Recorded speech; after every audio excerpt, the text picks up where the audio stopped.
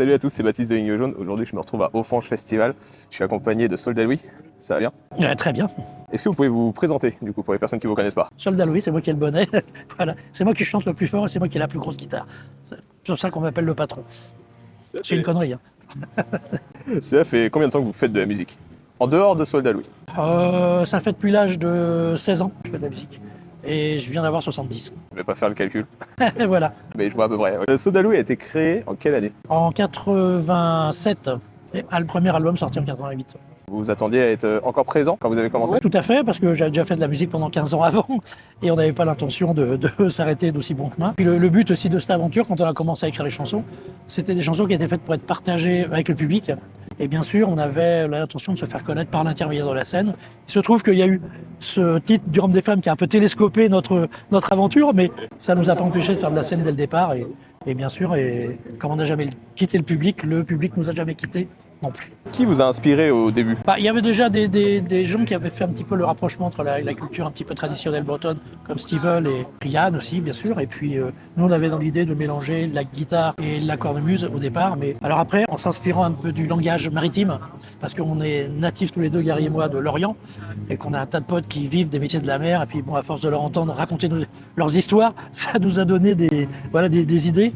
Et puis, à travers ce langage un peu fleuri, voilà, on a créé ce personnage un peu ambigu qui s'appelle Soldat Louis, qui est un peu pochetron, un peu macho, un peu excessif, amoureux. Voilà, en fait, c'est un personnage qui est profondément humain, quoi, puisqu'il a quand même quelques défauts, c'est vrai. Parmi vos albums, lequel est votre préféré? Tous. Tous, surtout le dernier. Vous pouvez pas en choisir un?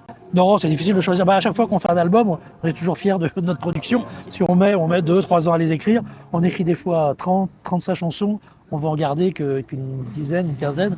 On pense bien qu'on est un petit peu content de nous quand même. Et vous êtes rendu à combien d'albums maintenant? Là, c'est le 8e album qui s'appelle Quelques nouvelles du front. Si je vous demande parmi, par contre, les musiques, vos chansons, est-ce que vous en avez une préférée ou pas? Ah, il y a des chansons comme Pavillon Noir, oui, qui sont des chansons importantes du répertoire, entre autres.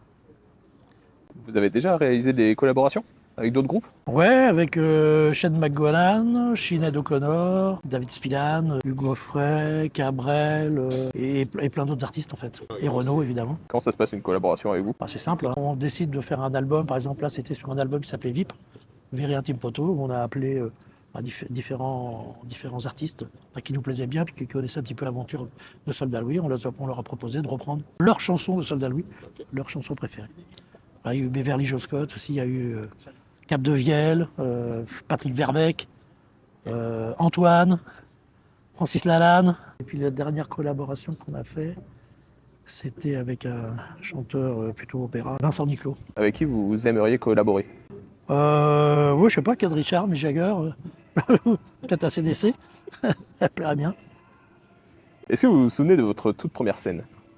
Oui, enfin, une des premières scènes qui m'a marqué, je devais avoir 19 ans, 20 ans, c'était de faire la première partie de James Bond.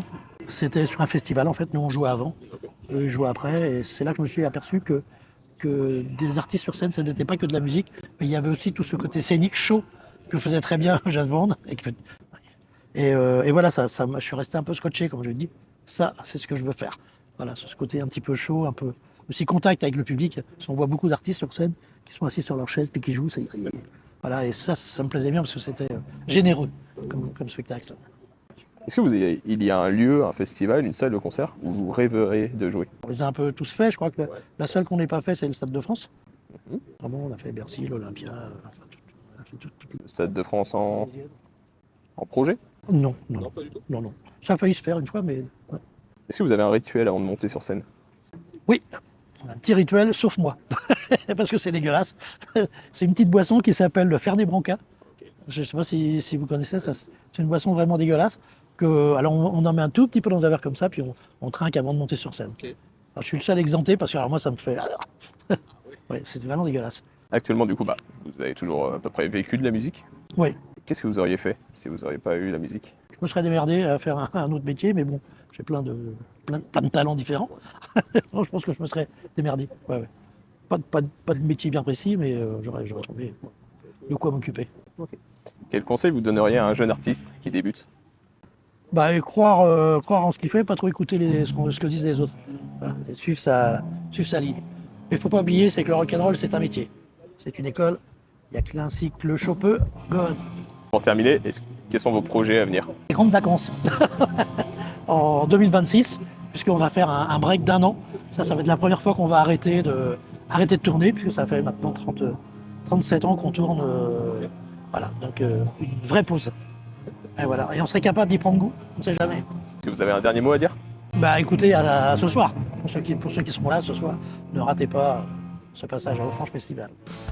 Tirer des caisses, ok, oh, ouais, oh. Mon Dieu, tu pars d'un canot. Même à fond de cale sur un rafio. De Lorient à Glasgow, je suis partant, et oh.